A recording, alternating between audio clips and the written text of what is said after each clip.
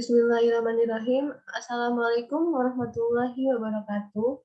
Halo semuanya, perkenalkan nama saya Nabila Temutiasari, NPM 20752020, dan rekan saya Azahra Mutmainah, NPM 20752007. Di sini, saya dan rekan saya akan menjelaskan tentang materialitas SA320. Untuk definisi materialitas SA320 adalah materialitas adalah besarnya nilai yang dihilangkan atau salah saji informasi akuntansi yang dilihat dari keadaan yang melingkupinya, dapat mengakibatkan perubahan atas atau pengaruh terhadap pertimbangan orang yang meletakkan kepercayaan terhadap informasi tersebut karena adanya penghilangan atau salah saji itu. Tanggung jawab auditor ketika terjadi materialitas. Yang pertama, keadaan yang berkaitan dengan entitas, dan yang kedua, kebutuhan informasi pihak yang akan meletakkan kepercayaan atas laporan keuangan audit. Selanjutnya, ada jenis-jenis materialitas. Yang pertama, materialitas keseluruhan. Tingkat yang mewakili tingkat signifikan dalam laporan keuangan perusahaan yang dapat mempengaruhi pengambilan keputusan, penggunaan laporan keuangan perusahaan secara keseluruhan sebagaimana dinilai oleh auditor yang ditunjuk oleh perusahaan dikenal dengan istilah keseluruhan materialitas. Yang kedua, materialitas performa keseluruhan adalah tingkat materialitas yang dinilai oleh auditor perusahaan. Ini bisa menjadi jumlah yang kurang dari keseluruhan tingkat materialitas. Tingkat materialitas ini dikurangi dari tingkat materialitas keseluruhan.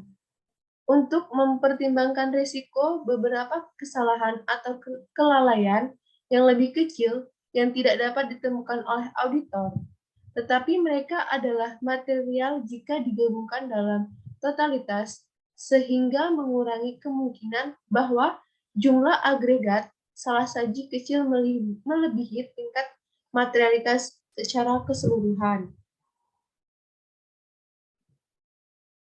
Dan yang ketiga, materialitas spesifik.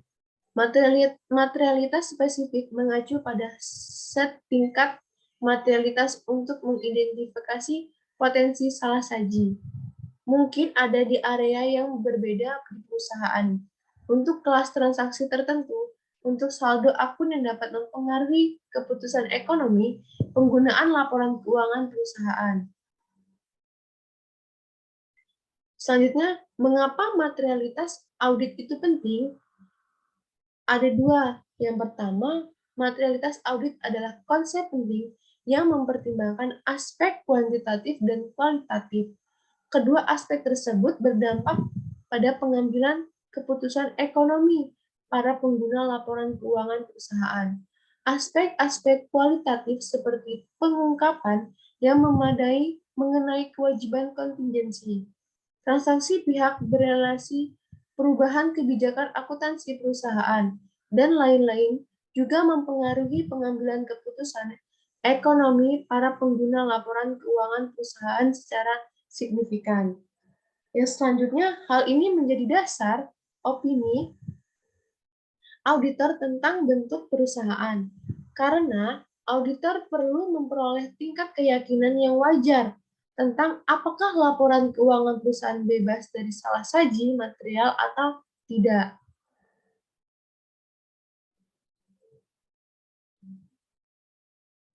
Di sini ada ruang lingkup materialitas SA320. Kerangka pelaporan keuangan seringkali membahas konsep materialitas dalam konteks penyusunan dan penyajian laporan keuangan. Walaupun kerangka pelaporan keuangan mungkin membahas materialitas dengan menggunakan istilah yang berbeda-beda. Kerangka tersebut secara umum menjelaskan bahwa yang pertama, kesalah penyajian termasuk penghilangan dianggap material bila kesalahan penyajian tersebut secara individual atau agregat. diperkirakan dapat mempengaruhi keputusan ekonomi yang dia beli berdasarkan laporan keuangan oleh pengguna laporan keuangan tersebut. Yang kedua, pertimbangan tentang materialitas dibuat dengan memperhitungkan sebagai kondisi yang melingkupinya dan dipengaruhi oleh ukuran atau sifat kesalahan penyajian, atau kombinasi keduanya. Yang ketiga, pertimbangan tentang hal-hal material bagi pengguna laporan keuangan didasarkan pada pertimbangan kebutuhan informasi keuangan yang umumnya diperlukan oleh pengguna laporan keuangan sebagai suatu grup. Kemungkinan dampak kesalahan penyajian terhadap pengguna laporan keuangan individual tertentu yang kebutuhannya beragam tidak dipertimbangkan.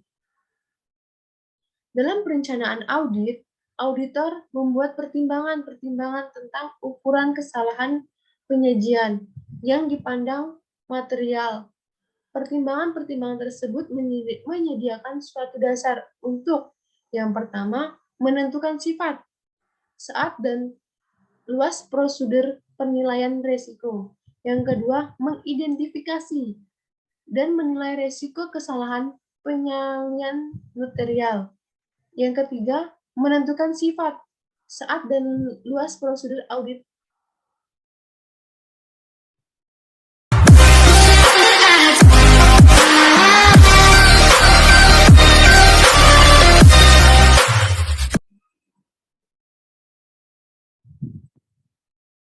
Baiklah, selanjutnya teknis materialitas. Langkah-langkah dalam menerapkan materialitas. Yang pertama, menetapkan pertimbangan awal materialitas, mengalokasikan pertimbangan awal materialitas pada segmen audit, mengestimasi keseluruhan dalam segmen, mengestimasi keseluruhan kesalahan, dan yang terakhir membandingkan keseluruhan estimasi dengan pertimbangan awal materialitas yang telah direvisi. Selama pelaksanaan audit, tingkat materialitas bisa berubah-ubah. Hal ini dikarenakan kondisi sekeliling yang mempengaruhi perusahaan berubah dan tambahan informasi tentang klien mungkin diperoleh selama pelaksanaan audit.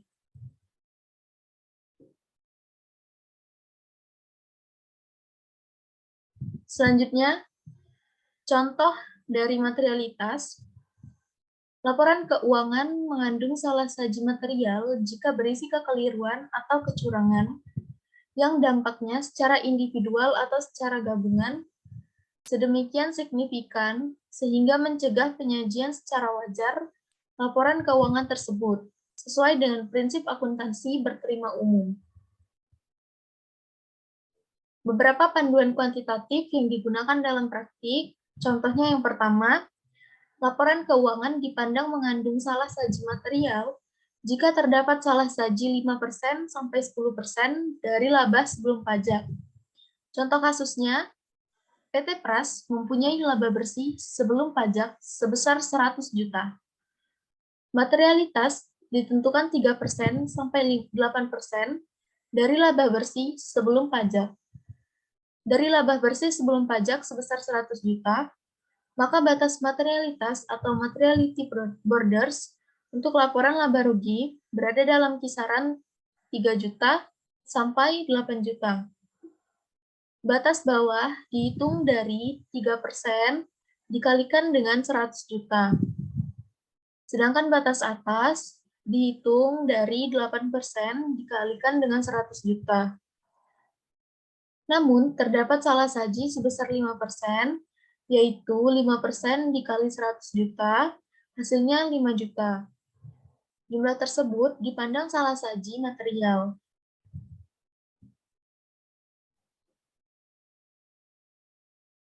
Contoh yang kedua, laporan keuangan dipandang mengandung salah saji material jika terdapat salah saji 0,5% sampai 1% dari total aktiva. Contoh kasusnya, PT KCH mempunyai total aktiva sebesar 100 miliar, terjadi salah saji sebesar 500 juta.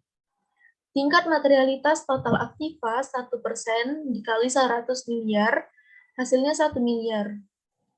Nilai salah saji sebesar 500 juta menunjukkan bahwa nilai tersebut adalah saji material, yaitu sebesar 0,5% dari total aktiva. Maka pendapat auditor, yang pertama, salah saji 500 juta kurang dari tingkat materialitas 1 miliar, total aktiva wajar.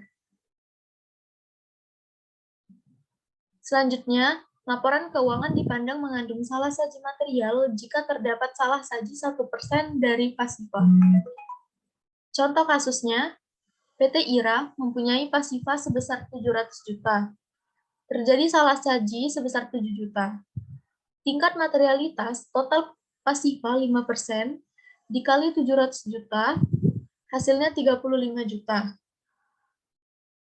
Nilai salah saji sebesar 7 juta menunjukkan bahwa nilai tersebut adalah saji material, yaitu sebesar 1% dari total pasiva.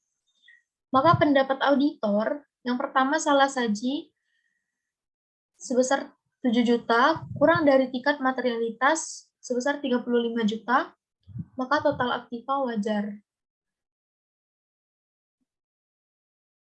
Yang keempat, laporan keuangan dipandang mengandung salah saji material jika terdapat salah saji 0,5% sampai dengan 1% dari pendapatan bruto.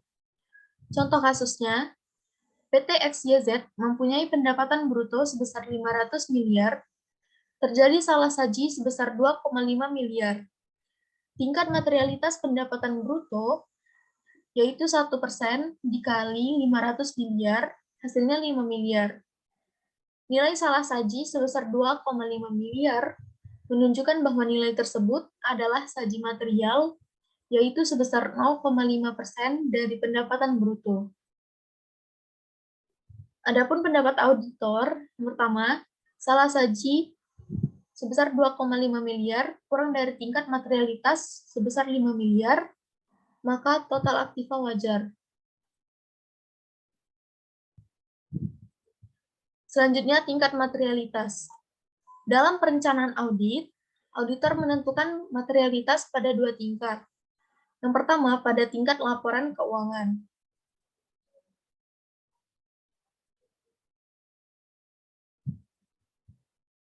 Auditor menggunakan dua cara dalam menerapkan materialitas. Yang pertama, auditor menggunakan materialitas dalam perencanaan audit, dan yang kedua, pada saat mengevaluasi bukti audit dalam pelaksanaan audit. Meski demikian, sampai saat ini tidak terdapat panduan resmi yang melibatkan Ikatan Akuntansi Indonesia untuk menerbitkan tentang ukuran kuantitatif materialitas. Salah saji dapat disebabkan oleh beberapa hal. Yang pertama, salah penerapan prinsip akuntansi yang berlaku umum. Yang kedua, penyimpangan dari kenyataan sesungguhnya. Dan yang ketiga, penyembunyian informasi yang mestinya perlu diungkapkan. Tingkat yang kedua yaitu materialitas pada tingkat saldo akun. Materialitas pada tingkat saldo akun adalah salah saji minimum yang mungkin terdapat dalam saldo akun yang dipandang sebagai salah saji material.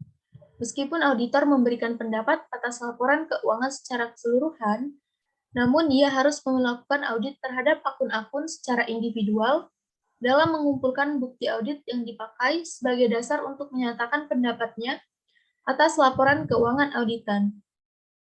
Dalam mempertimbangkan materialitas pada tingkat saldo akun, auditor harus mempertimbangkan hubungan antara materialitas tersebut dengan materialitas laporan keuangan. Pengalokasian materialitas dapat dilakukan dengan 3 cara, yaitu yang pertama, besar relatif akun, yang kedua, besar variabel akun, dan yang ketiga, pertimbangan profesional. Baiklah, sekian penjelasan mengenai materialitas dari kami. Semoga bermanfaat. Terima kasih. Wassalamualaikum warahmatullahi wabarakatuh.